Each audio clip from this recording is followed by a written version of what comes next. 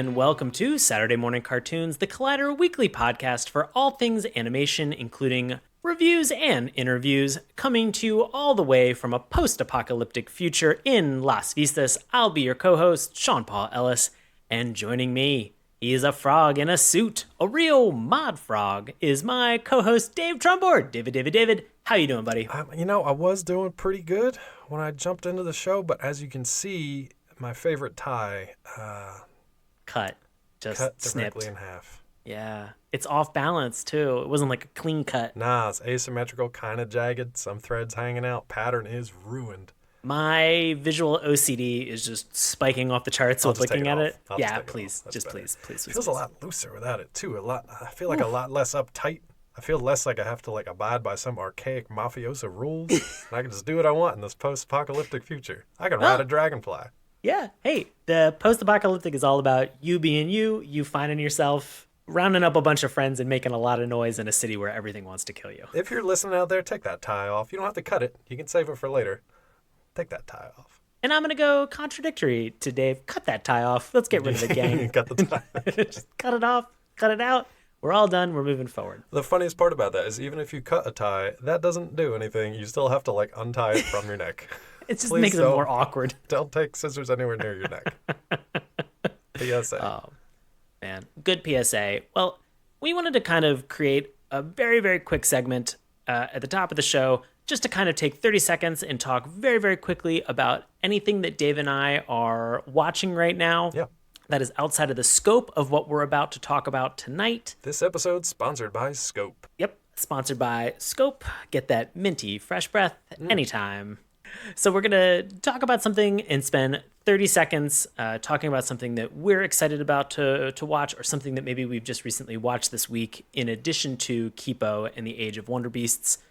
So Dave, what's something that we are watching, something that we're excited about, something that we're getting into that might be cartoon related, buddy? Yeah, what's funny is I'm actually partway through my second watch of Kipo. I had the, privilege to be able to watch this early before it came out a couple of weeks ago. But I wanted to go back and watch it again and actually just kind of have time to enjoy it and really kind of focus in on some of the stuff in the different episodes and be able to actually stop and look at a frame, or be able to just hear bits of dialogue again. Or now that I know what's coming and what the general kind of story is, I want to be able to go back and watch it again to let that kind of sink in, because there's a lot of mythology.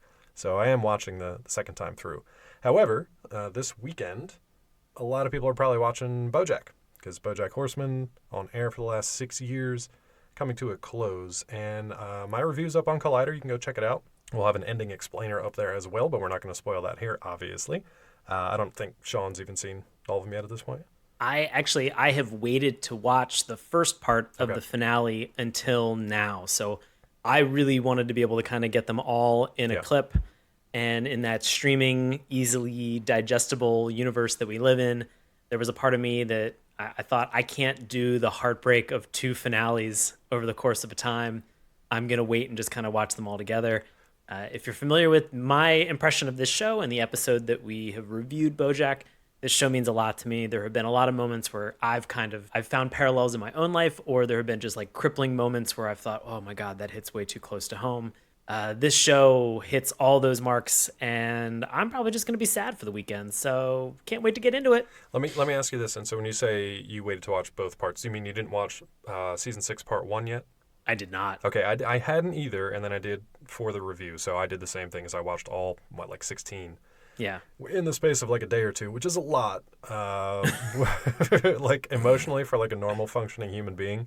Luckily, I can partition that in one of my robot drives, so it's okay. Sure. And I can just kind of get down to brass tacks. But I'll just say, without any spoilers at all, an amazing end. Probably the only real animated drama series. It is funny. There's a ton of humor in it, but it honestly is a character-focused drama to me first. It's more in line with Breaking Bad or Mad Men or anything that was on AMC than anything else you'd think of. Anything like an animated sitcom. It's of its own class.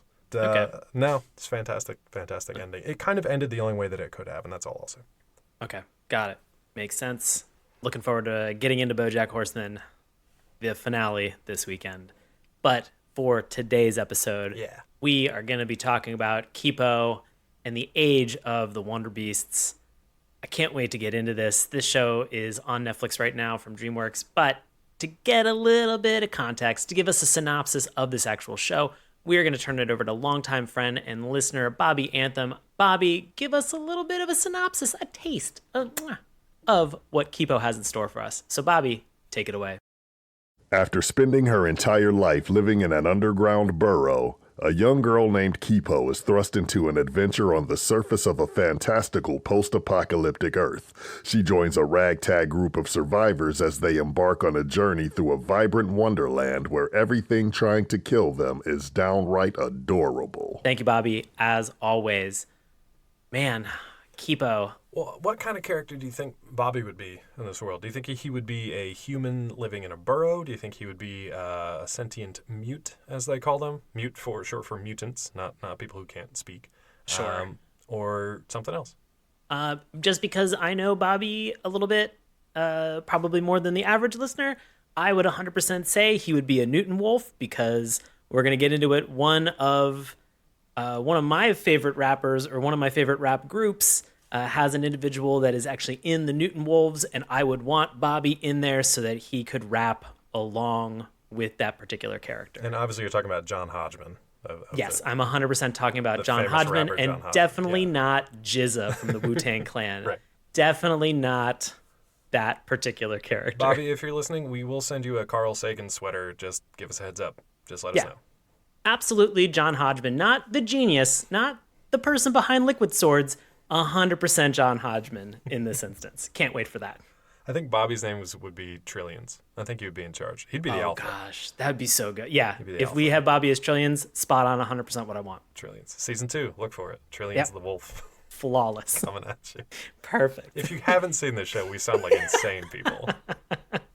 But we are going to now get into Kipo and really kind of take a look at what was good, what was bad, and not ugly. We're not going to call anything ugly. We're going to talk about some of the things that made us laugh, whether it's intentional or unintentional. If you're thinking to yourself, Sean, that sounds like a spaghetti western with Clint Eastwood that I've seen. Yeah, you're pretty much right. That's where we stole this from. Yeah. A little borrowed. Something borrowed, something blue, something new. I don't know. Now you're married to the show. That's how this works. Congratulations, everyone. Yeah, congratulations. We're all married together in a communal joint wedding. International. Oh, boy. So we're going to talk about the good things in this show, what we really liked, what we really enjoyed, our endorsements for it. We're going to talk about some things that didn't work for us. And I think that Dave and I have some difference of opinion in terms of some of the things that happened in this show. I can't wait for that discussion. It'll be great to finally get to actually talk about that rather than just sounding it out in my own head and sounding like a crazy person.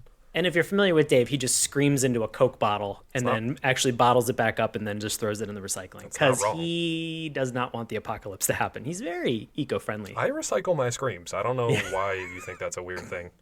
It's not at all. And then I get a nickel for every one. Perfect. We're finally going to round this out with being able to talk a little bit about what made us laugh, whether it was intentional or unintentional in this show. There's a lot of stuff to really get into. So without further ado, Dave, let's get into some of the good for Kipo. High level, what was something that immediately caught you, that grabbed you and brought you in for this? I mean, how much time do you have, honestly? It was about a little less than an hour. It was tough to narrow down the scope of like all the good things that I want to talk about in the show. And I don't just mean for this particular episode, but I mean in speaking with the co-creators, Radford Sechrist, Bill Wolkoff, I interviewed them after the show came out and wanted to talk to them about literally everything. In my review, I tried to highlight everything that they did well, because it just felt like everything across the board, they nailed it. Like they just checked those boxes and moved along and delivered something incredible. So the first thing that I'll say that grabs you is the visuals, because obviously it's an animated series. The first thing that grabs you is the visuals. If it looks different, unique, compelling, interesting, that's going to give you a leg up on pretty much anything else out there. And Kipo does. It's very colorful. The color of the characters doesn't necessarily relate to anything from our real world. It's kind of like Doug, right? So like Doug had normal, in quotes, like kind of flesh-colored characters. I had like green-skinned characters. I had people different colors that aren't found in like the normal human world unless you have some sort of illness. But yeah, just very colorful. Skeeter just wasn't always like Skeeter was like recovering kind of jaundice, from a flu. He'd kind of jaundice scare. Yeah, exactly. But no, it's like, there's a lot of like purples and pinks and greens and just kind of like very vibrant Technicolor kind of, a lot of Lisa Frank kind of colors in there too. And because it's from Studio Mir, we get that kind of fluid animation, that very action-focused, kinetic, dynamic animation that we're used to from shows like Korra. Shows like, hopefully, the upcoming Witcher anime that they're also producing as well. So very familiar kind of style with them, but in a little bit more wild and edgy and futuristic world. So that definitely grabbed me. But before I just run on and talk about everything superlative in this show, what worked for you? No, I agree with you in terms of location, environments, and visuals. Everything is so rich. It's so lush. It's dense and full of color. There's a part of this that kind of also has like what feels like kind of like a neon to it in certain points. And it's so fun to look at, or even just as you're watching an episode to just kind of pause and just kind of take everything in. Because, I guess maybe in some cases we're a little bit spoiled and, we watch cartoons all the time and we sort of just maybe take some of these things for granted. But to be able to actually sit down, look at some of these visuals, it's gorgeous. Just the direction that they have for everything within the environments is super fun. There's so much action, and it changes. You get to see a lot of perspective in terms of what Las Vistas looks like during the daytime versus the nighttime, underground, above ground, inside of a water monster. So, there's so many different things that take place in these environments, and I was constantly surprised when something happened or popped up or just kind of appeared in front of a lot of our titular characters, or at least the group of characters that we had. Right. It was just so much fun. There were moments where I know that you are in the process of your second watch. I can't wait to start my second watch. It's that much fun of a show. And that fun comes from the energy. It's got a lot of energy, but it's not like, I want to compare it to like Adventure Time and Rick and Morty. Adventure Time had that kind of level of like fun zaniness where stuff would come out of nowhere. There'd be non sequiturs. Characters would sometimes literally roll in, have a one-liner, and then roll away. And you'd just be like, what was that? I don't know, but I loved it. And it was cool. And it catches you off guard and it keeps you focused and you wonder what's going to happen next. Whereas Rick and Morty has that kind of a similar energy, but it's more just like, to me, that's more of an anxious energy. And that show makes me anxious sometimes and it gives me anxiety. Where something like Kipo or Adventure Time, I can just sit and kind of watch and just smile and just be delighted. And every once in a while, they'll say something that's kind of like, it's got a little bit more philosophical weight to it, or it hints at something in the mythology that you're like, oh, that's interesting. Can we explore that? Oh, no, we're off to the next thing? Okay. Or they'll introduce something like an EDM bee that you're just having like a little rave in the bulb of a flower. Or, somebody's about to touch a death vine, which is just like littered with the corpses of animals. And it's like, it's dark, but they just move on from it. So you don't really have time to sit there with that. Just the direction of it. The art direction was handled by Angela Sung from Legend of Korra Studio Mir as well. It just works so well. They nailed the tone, the dynamics of it, and just kind of the pacing of it. They just knocked it out of the park. Right. Now, I like your Rick and Morty parallel, that if you just removed the alcoholism and nihilism from Rick and Morty and replaced it with enthusiasm and optimism. Right. And sugar. And sugar. So, it's just, but, at the same time, like, this show is not 100% sweet. No. In terms of what's happening. There's a lot of very critical or adult ideas that are thrown around in this show, even from the get-go. We're landing in a post-apocalyptic environment. It's about 200 so years post whatever happened. So you're kind of dropped into the thick of this, understanding and learning a lot about Kipo and how she interacts in an environment called a burrow. Right. And these things are super fun, and kind of expanding out from just Kipo. This entire cast of characters that you have are just so imaginative, so enjoyable to see. I know that, Dave, you were saying, like, they kind of like almost disarm you for a minute because you're like, wait, am I seeing what I think I'm seeing? Yeah. But that lends to sort of the delight of this show is, a pig with 4 eyes and 6 legs named Mondo, who you get to see shots and perspectives just from the direction of just this pig, just this character, right, where you actually see a split screen that bisects the screen on the horizontal. Right. So you see 2 eyes looking to the left and 2 eyes looking to the right, like and then it kind of going yeah, coming back and forth together. Like, watching that, you just sit there and just go, oh my God, this is so easy and this is so genius. It's like looking through spider eyes, but we only ever got that, right? So sometimes you get like, rarely do you get like a cyclops, because there's not much you can do with that except not give it any depth. But you usually get like the spider-eyed view where everything's kind of like, the weird compound eye. And the compound eye and everything's, or the fly eye, exactly, yeah. Yeah. So then, Mandus, you get the bisected vision. But they play with a lot of perspective changes and scale.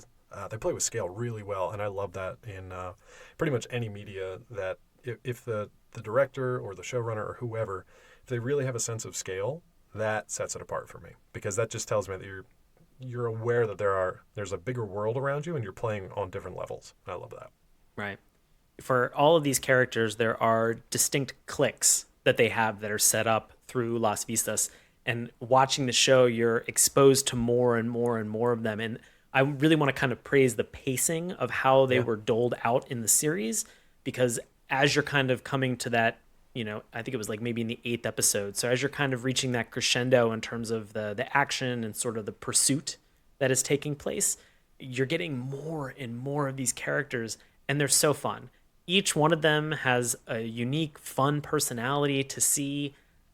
Anywhere from jazzercising raccoons that live like in a trash dump to like even the hummingbirds that they had that were there with these nectar bombs. These characters are so fun, and there's moments of like just watching it where I'm just like, oh God, I want to start sketching these things. Like these things are so enjoyable to see. It made me want to start a webcomic again, which is a thing that I go through at least once or twice a year. But then I'm like, oh, I don't really know how to draw, so that's gonna be tough.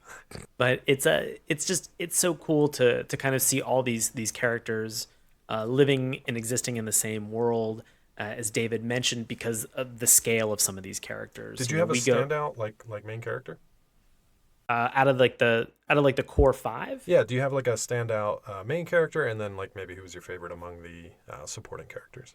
Oh man. Well, I want to say out of probably the supporting characters, I think I probably already kind of gave that away. I definitely love Billions and Billions, from the Newton Wolves. Heck yeah. Explain them a little bit for people, because I don't know that they'll make that connection without having watched the show. Sure. So the Newton Wolves live in observatory, and they are wolves of science. And they want to be able to rap to you about everything that they know about the known universe. And this is John Hodgman and Jizza from the Wu-Tang Clan getting into explaining to you everything that they know from the Big Bang all the way up to present day. And it is a joy to listen to and to watch. I mean, want to spin off of them to do like, because the idea for these guys was that they were like obsessed with Carl Sagan, like when they gained sentience or whatever. They stumbled upon the observatory. We should mention this is all set in like post-apocalyptic LA. So if you're familiar with the Griffith Observatory, that's what this is. So the creator's idea was that this was kind of a new creation for the show that didn't come from Rad Sechrist's webcomic specifically. They created these wolves from a doodle that he did, and if they were obsessed with Carl Sagan, this is what they would have pursued. So they're like that's where Billions and Billions comes from, Carl Sagan. So they're kind of like in his footsteps, but I would love it if they just had a spin-off like science show, even of shorts, like animated shorts, or they just rapped about like scientific concepts to kids and just did that for perpetuity. I would love it. If we get anybody just saying like, here's the scientific method, and it's just John Hodgman and Genius just rapping and getting into this, I would 100% not only buy that album, which is I'd buy the physical album, which that tells you how committed I am to how awesome vinyl. This is. I would buy the vinyl for that. I have a record player. I'd get into it. I'd be down for that. It's that good to sort of see some of these characters. I think that's probably those are my two kind of favorite supporting characters. Yeah. I will say probably my favorite character from like the core group, who just continued to delight me the entire time, Dave. Yeah, same. Dave, it just I don't like that he's named Dave, but I like his character. He's a very fun character. I thought maybe you were gonna say Wolf. I wasn't sure. Yeah, it's hard. Character. It's hard because there are so many really cool characters that they have that are in that core 5. Yeah. We're talking about. We have Kipo, we have Wolf, we have Dave, we have Benson and Mondu, the pig that we've talked about, and just Dave is this insect who has had sentience for 200 plus years. And the fun part about him is that he goes through his entire life cycle, from like birth to death to molting to being reborn. I want to say probably like half a dozen times. I think it's daily. Yeah. I think technically he's supposed to cycle through daily, but then sometimes because serious? of like, yeah, I think because of through like stress or overuse or things that happen that sometimes he can be affected. But for the most part, yeah, it's pretty much daily, which I love because Dave's like kind of like adult form in his prime. He looks like a Ben 10 superhero. Like he looks like, you know, an alien bug superhero, but you only ever get him for maybe like an hour. So it's kind of like save whatever cool action stuff you're going to do for the moment that Dave can be like an awesome bug superhero, because his immediate change after that is to be like this decrepit, dried up old little like bug, like just like a husk, a shell of his former self. And then he basically just like dies and then turns back into an egg, which is kind of cool because he's basically immortal. So he's got immortality, he's got a superhero state, and then the rest of him is just kind of like pure comedy, and you do have to suffer through his teenage years, but usually only for an hour or two. Yeah, I love the idea of him going from sort of normal Dave, like regular kind of like snarky Dave, to suddenly, you know, going through almost like a Digimon or like a Pokemon evolution, where suddenly he's got way more confidence, and he's then huge, that last, strong, he can just fly. Buff dude, buff insect dude, doing everything that he can. He's super pumped about it. And then suddenly just to go back to this old man state where he's just like, oh no. like, and that's wonderful. And they do so many visual sight gags with the molting that there's a particular dream instance where they have him molt multiple times throughout the course of it, and I lost my mind at how much fun it was to see that sequence, because it was just very enjoyable. That dynamic between Dave and Benson, I love watching it. It's great because it's a nice back and forth, because they're friends. They take care of each other. So Benson will kind of provide and take care of Dave when he's in like egg stage or larval stage or kind of like just little baby stage.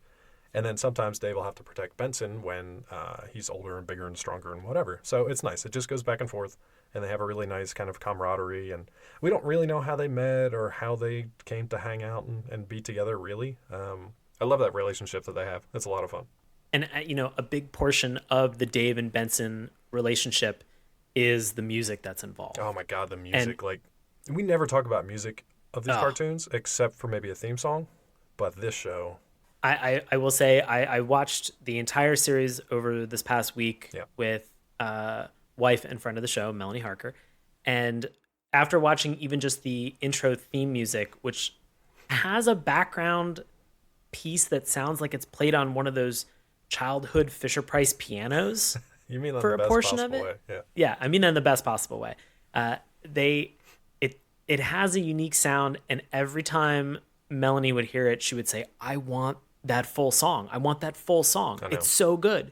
And there are plenty of moments where you have Benson and Dave, and Benson will pull out his Walkman and he'll hit a button and he'll start playing, you know, a particular band. Now, I don't like doing this all the time when I'm watching shows, but I would hold on to my phone and have my Music ID app that was up so that I could figure out what song was actually playing so that I could immediately add it into a playlist.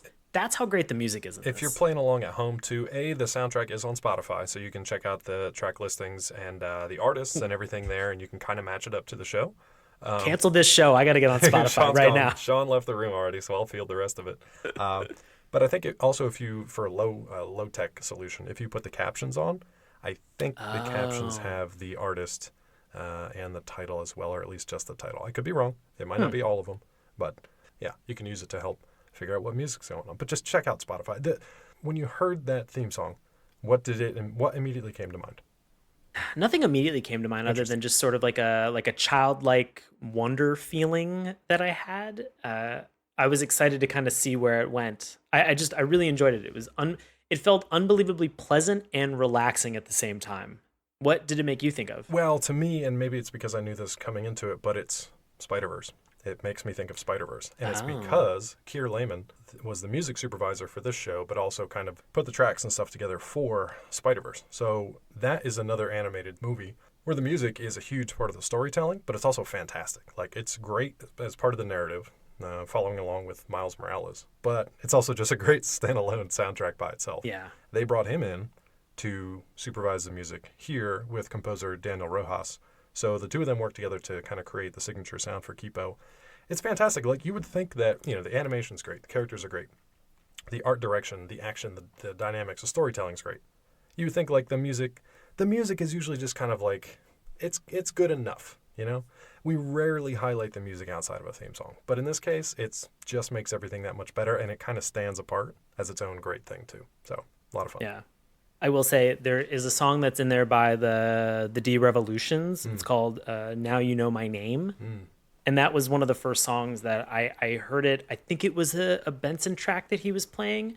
Immediately identified it on my phone and added it to my regular playlist. I was like, I want to listen to all of this all the time. But what a great way. And I'm usually not one to be like, pro-capitalist, let's cram as many marketing things as we can into like all media and shows, but like, what a great way to highlight artists and to introduce people to new voices and new talent and new music out there by actually showcasing it in an animated series where it actually works within the story of the show. And to say that it works within the story itself, I think is an accomplishment. The other crazy thing is to say, like, with all of these different artists across all these different genres, everything fits into the universe and the story. Right. That feels like an accomplishment as well, because, you could have, during a chase sequence, you could have, in which there are a lot of chase sequences, there could be really, really heavy kind of like driving music, but everything fits tonally. And that feels outrageous. I think, and that's... Stop it, DreamWorks. Stop it now. You're making too good of shows. A lot of that comes from Radford Sechrist and Wolkoff as well, because when I talked to them, they said, they both kind of live in East LA, and they say East LA has kind of its own sound. And a lot of those influences, I'm sure, make their way into this show. So a lot of the artists that they probably hear or pay attention to or follow or came to them through other means, they probably show up in the show because that's the music that they listen to. Sechrist was and is a skater from back in the day, too. So, kind of that skater culture and the music that comes with that kind of makes its way into the show. But to give you an example of how this works organically, to use a buzz term as they use in the industry, versus something that's like purely designed just to sell more records, which is kind of the more cynical side of things, there was a new trailer that just came out for the new Ghost in the Shell standalone complex 2045. A very CG-looking animated series. Yeah, I know, it's a lot of verbiage. Oh, boy. People are not happy because the show looks very like kidsy and CG and kind of very, very like soft and rounded and not the adult kind of like mature look of a Gits series that they're used to. But yeah, because I definitely want chibi when I think Ghost in the Shell. And it's close to that. It's not quite that bad, but it's close to that. It's a little extreme, but it's close. But the other thing is they're like featuring a new soundtrack single by blah blah blah, and it's like some poppy track that I'm just like, that also doesn't fit. So there's a difference between something that's purely designed just to sell records and like point people to this new pop star that they're grooming, and something that works organically in the storytelling, which is what Kipo has. So again, just another check of that box for things that actually work, and they work surprisingly well. I just looked it up, and I'm going to be honest with you. It looks like bad PlayStation 2 graphics. That's pretty much what the YouTube comment said. So cool. Yeah. I really don't like this. It's also 2020. What are we doing with your PS2 graphics? Knock it off. That's what stuff's going to look like by 2045, I guess. I can't wait. But we got Kipo in the meantime. 200. We've got 2045 for chibi graphics of Ghost in the Shell. We have to wait another 155 years for Kipo to come back around. So it'll be okay. Anything else, Dave, in terms of good? I mean, I know that we've sung a lot of praises about this, and there are a lot of very particular things. I feel like the only thing I can say that would be an extension of this is just you almost just have to see some of the artwork or just put on the first episode and just kind of take in everything visually and tonally. Like it's just so enjoyable. Look, if you don't like EDM bees or timber cats or umlaut snakes or mega bunnies or mega dogs, like any of that stuff, if you don't like that, then it's not for you. But if Yeah. you love that stuff, then this is absolutely your kind of show. For me, if you hate imagination, don't watch this. But if you love imagination, man, do we have a show for you. Or just like wish you had one. Like, here it is. Here it is. I do have to take a moment to kind of spotlight some of the actors as well. So Karen Fukuhara, fantastic from She-Ra, and kind of transitioned into her own kind of starring role here.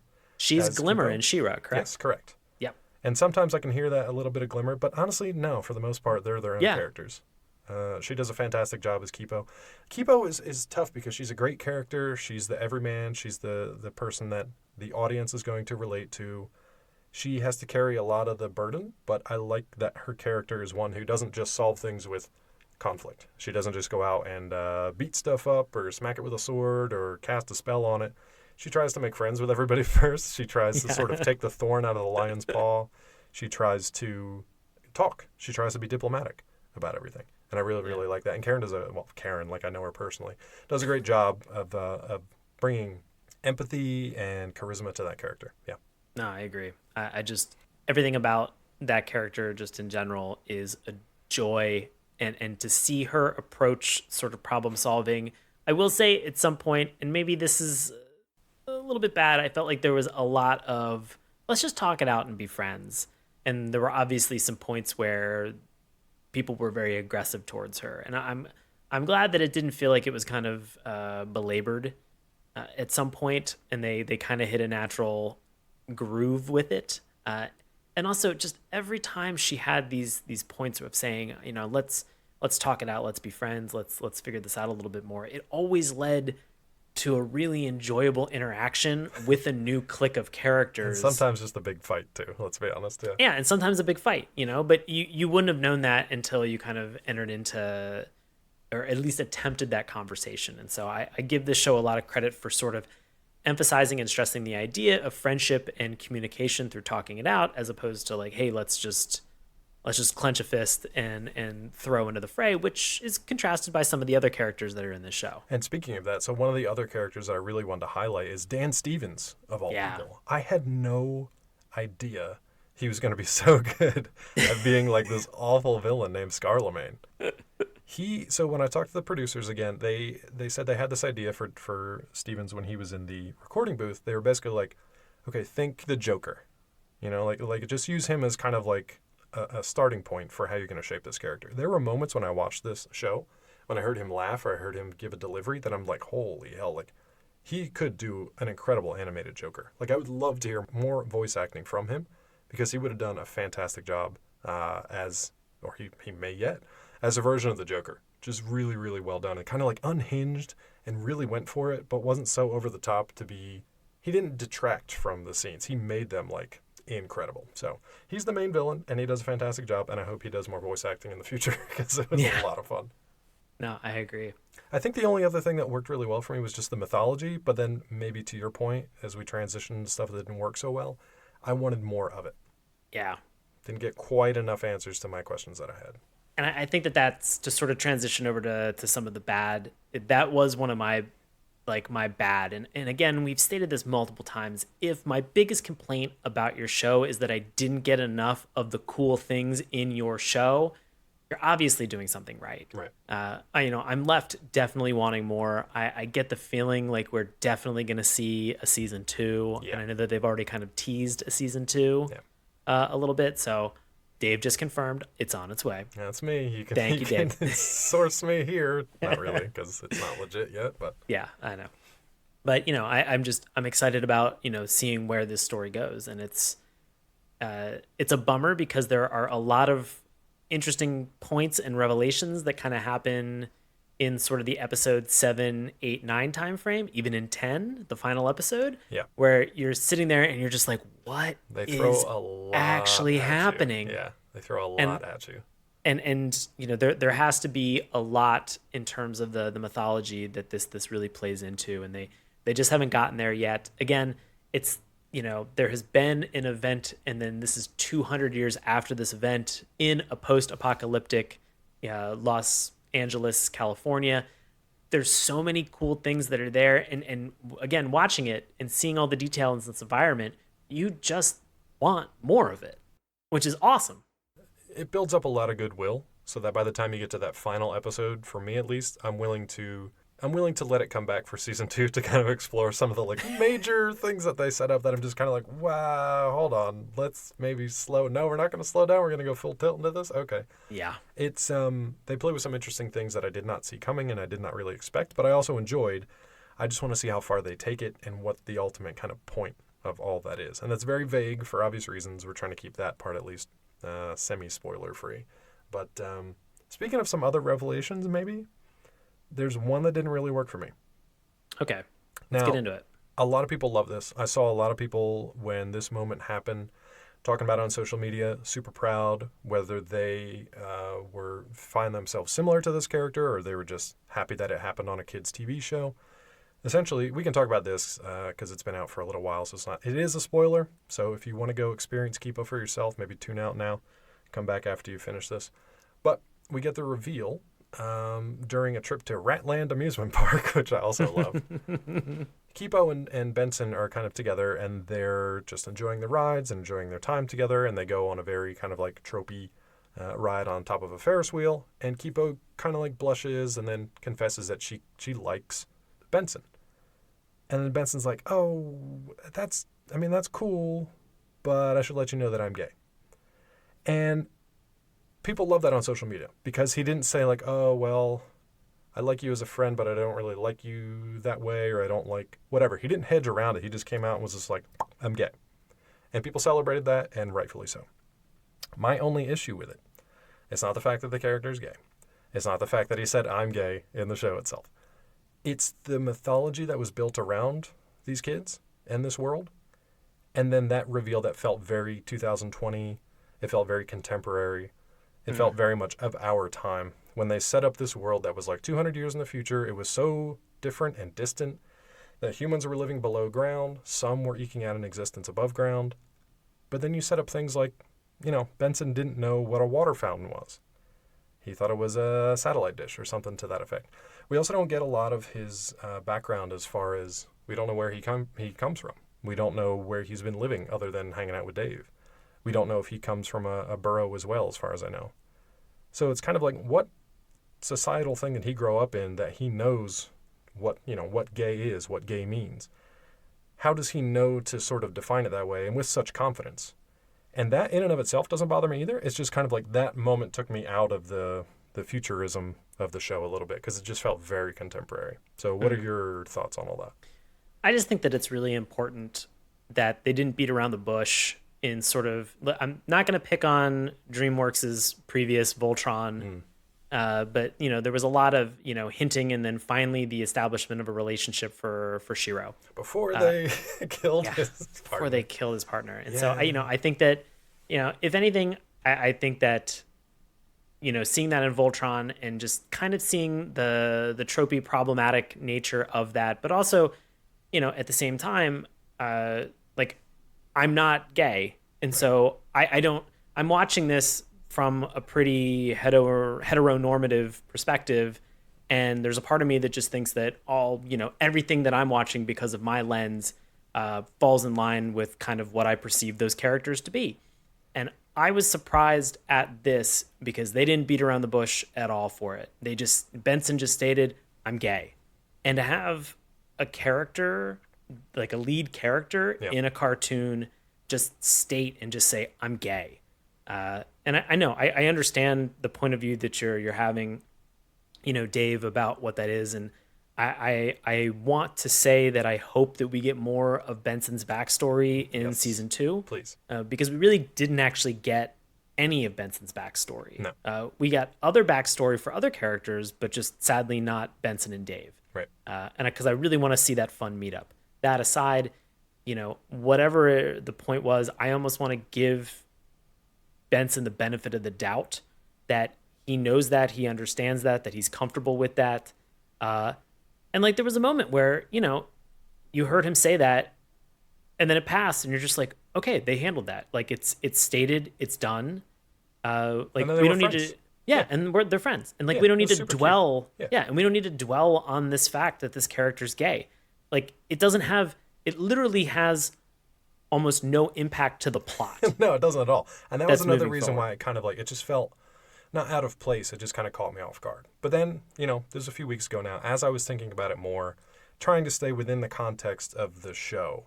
And I think that's really where my kind of like my initial clash came from, right?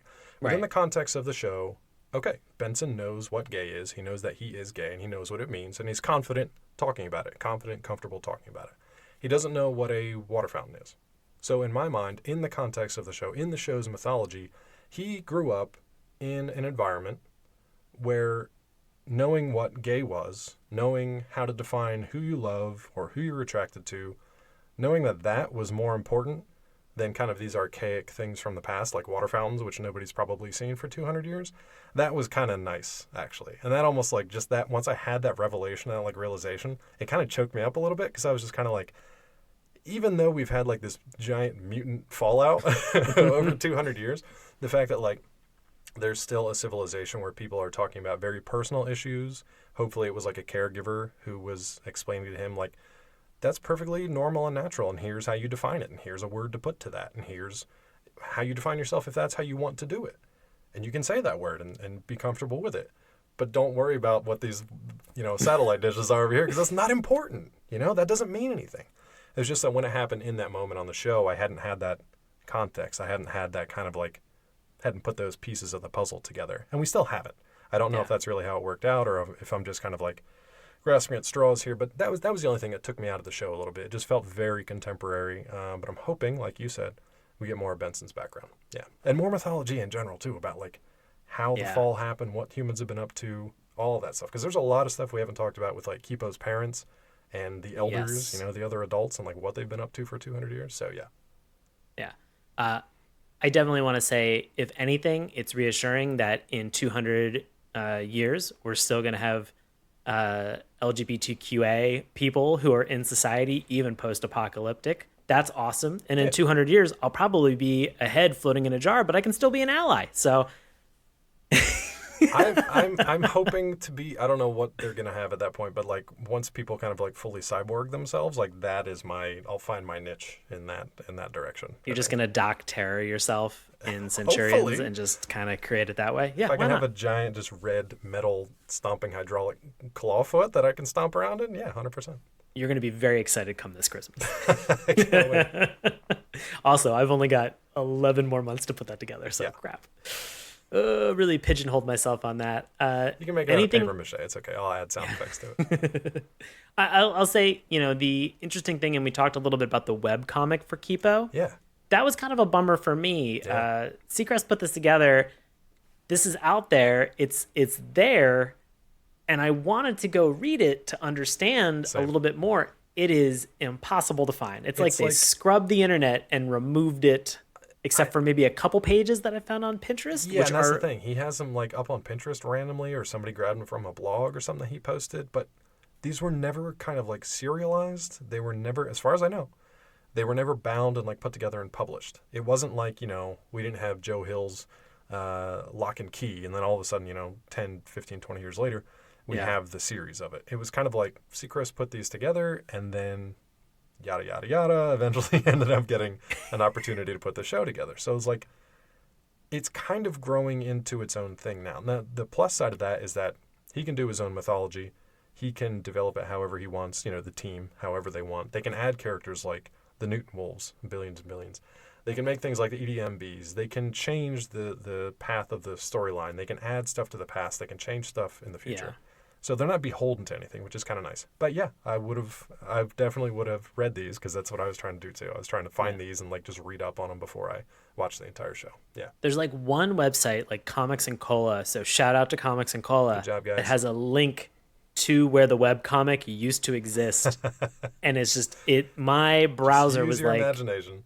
I think my Google Chrome tried to calculate infinity and it was like, nope, not going to load this page for you. Sorry about that, which is a bummer. I would have loved to have gone into it, regardless of the direction that the show ends up going itself.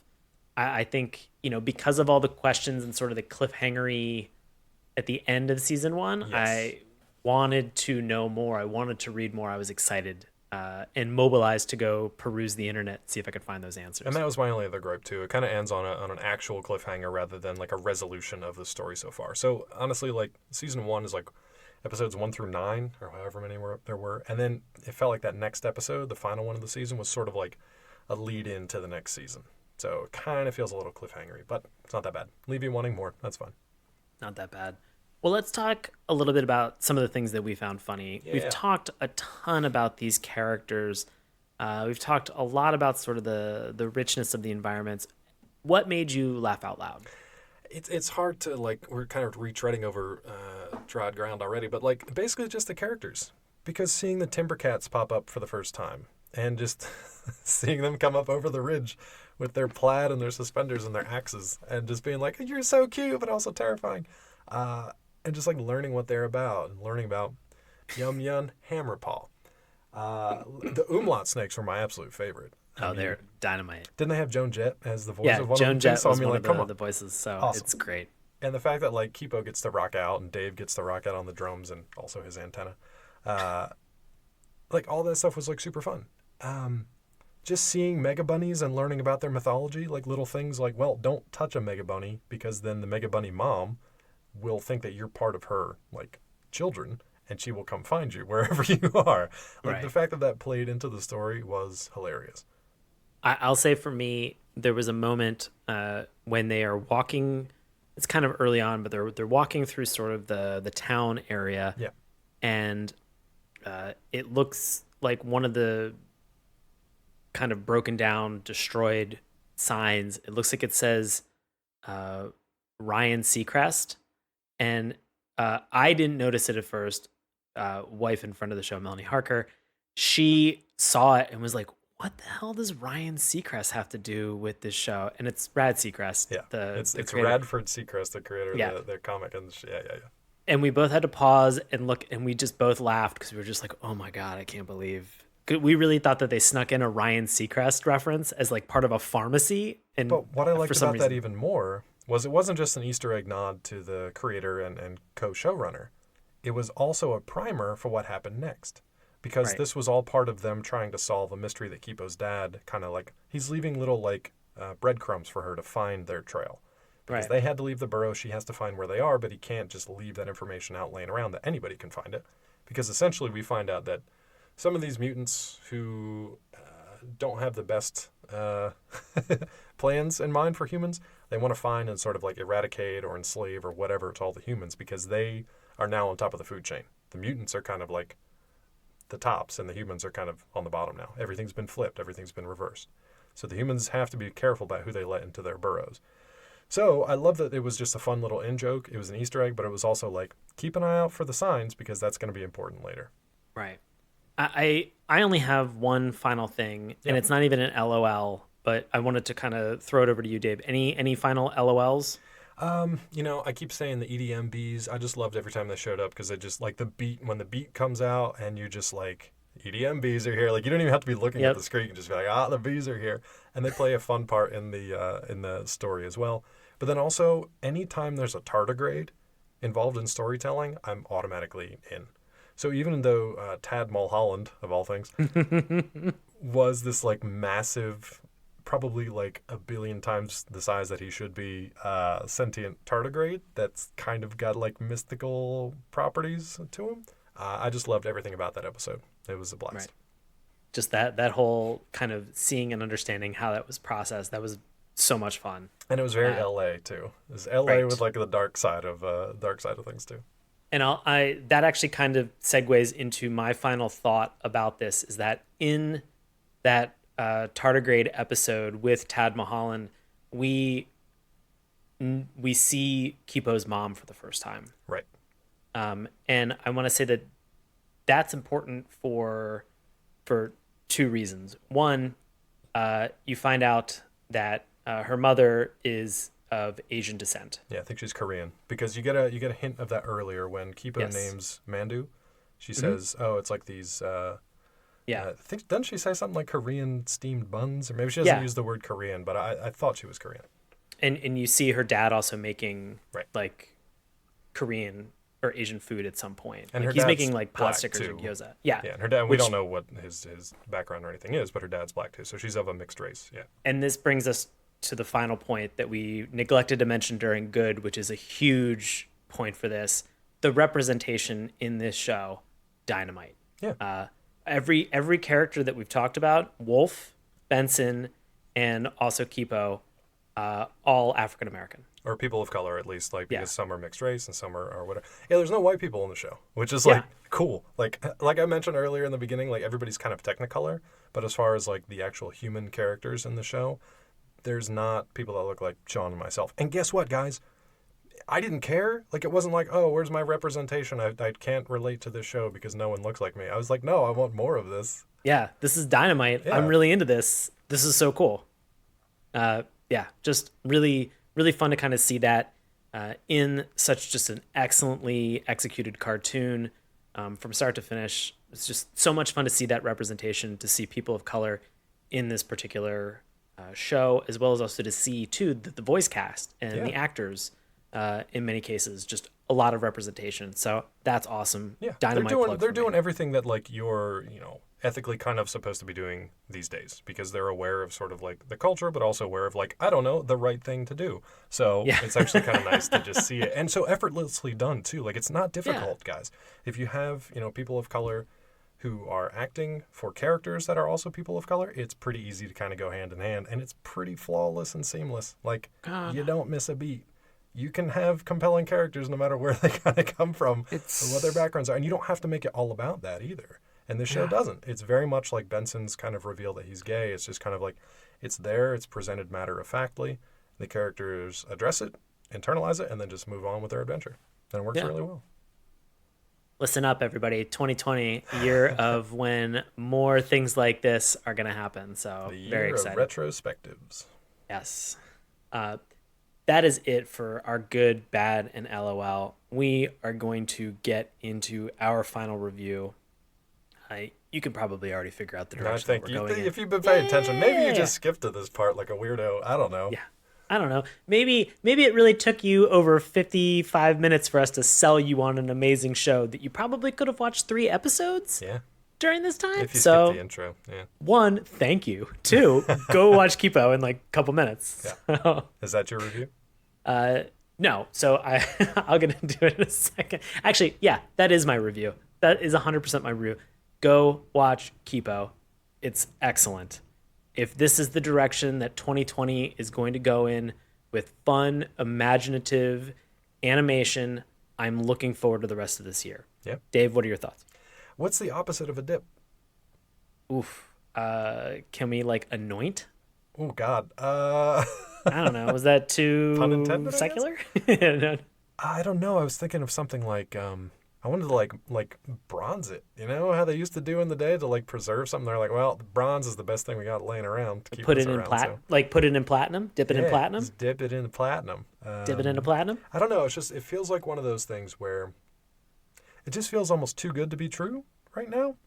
Yeah. It's rare that an animated series or cartoon or whatever you want to call it comes out and is just like immediately acclaimed, immediately like just picked up by by people, by culture, by all that. And maybe it's just because I'm kind of in a bubble here on Twitter and within like the animation section, but it's not quite hit that like broad mass appeal yet. But everybody who has watched it instantly loves it. I haven't seen any kind of negative talk about it. Everybody praises pretty much everything that we've talked about over the last hour. So I don't know. I'm just waiting to see what they kind of do next, and I hope that it makes it big. I hope that it becomes on the level of like an Adventure Time or Rick and Morty, and like really people like get obsessed with it and just start to ask more questions and to start, there's a lot of fanfic and a lot of fan art out there, and I want to see more of that. So yeah, absolutely go check it out. I mean, it's an easy review. Yeah. Very easy simple. recommendation rather. That's it. Guys, go watch Kipo. Age of the Wonderbeasts. It's out now on Netflix. All 10 episodes. Go binge it. It's wonderful. We didn't even talk about the craziest parts. Go find out for yourself. Yeah, I know. We're gonna keep this. We kept this pretty much spoiler free. Pretty spoiler free. Yeah, pretty good. Pretty good. You heard him on this episode. Our friend Bobby Anthem. You can hear him on his paranormal podcast, Inhuman Experience, along with his co-host Bobby Blades. You can find them on Twitter at IEXP_podcast. And Bobby also has a solo show that is in the same exact feed as Inhuman Experience. So just find Inhuman Experience and you get a bonus show that's called In Search of My Lost Soul. You can find all of these in Apple Podcasts, Stitcher, just about anywhere that you find podcasts. So go check it out. Dave, what do you got going on? First of all, when you said underscore for Bobby's podcast Twitter handle, I thought you said umlaut, just like in the back of my head, because I'm still thinking about the umlaut snakes, because I love them so much. If you want to talk about more Kipo, you can chat me up either over at collider.com or on Twitter at Dr. ClawMD. And if you want, you can check out my book, The Science of Breaking Bad, from MIT Press, wherever Dem Books is sold. Sean, buddy, what's going on with you? Oh, man. Gang, as always, I do live improv comedy with a group that's called Nox. That's NOX exclamation point. We perform in Washington, D.C. for Washington Improv Theater. You can find tickets and times witdc.org. And you can check out Twitter and Instagram at Sean Paul Ellis. Also, you can search The Bureau on, I believe, just Spotify right now. But you can search The Bureau. It is a improvised comedy podcast. If you ever wanted to hear me acting like I work in HR for the FBI, it's me joking around, having fun. Don't worry, they're not super long. They're 30-minute chunks that I think is very digestible and a lot of fun. So you can check out. If you want a job The Bureau. recommendation, just ask Sean and he'll sign one off as an HR rep from the FBI. Can't wait. Health and human resources, Dave, going on right here. So a lot of different hats that I'm juggling at the same time. So you can go check that out. First episode is out now. Nice. Want to support us? Thank you, first and foremost. We really appreciate it. You can go over to our Patreon page and you can see how you can support us. You can also just tell a friend, because we don't understand how Apple iTunes or reviews work. Everybody says that they help. I don't know. You guys go out and you do that all the time, and you're very kind about it, except for those couple people, and you know who you are. But who knows? So just tell a friend. They'll probably enjoy the show. We really appreciate it. As always, you can slide into our DMs on Twitter at Morning Tunes. Remember, that is morning with the U. Check us out on Instagram and Facebook at Saturday Morning Cartoons. Drop us an old-fashioned email, SaturdayMorningCartoons@gmail.com. You can find all of these links in our link tree in the bio for all of our social media sites. Don't worry, Mom. It's not spam or a virus. It just says Linktree, and it's got a bunch of different buttons. We made it real simple for you. And you can listen to us on YouTube, Apple Podcasts, iTunes, Stitcher, Google Play, Spotify, anywhere that fine podcasts are sold. Thank you, gang. Man, Kipo, I almost want to play like the D Revolutions just to like tune us out, but I'm worried about cease and desist. You can do it. What are they going to do? They're not going to listen this far. They're not going to listen an hour in. Nah. Next time. Next time, Gadget. Thanks for listening. All right. Thanks for listening. See you next time. Bye. Hey, everybody. Thanks a lot for listening to Saturday Morning Cartoons. Now, if you'll excuse me, I have to transform and roll out.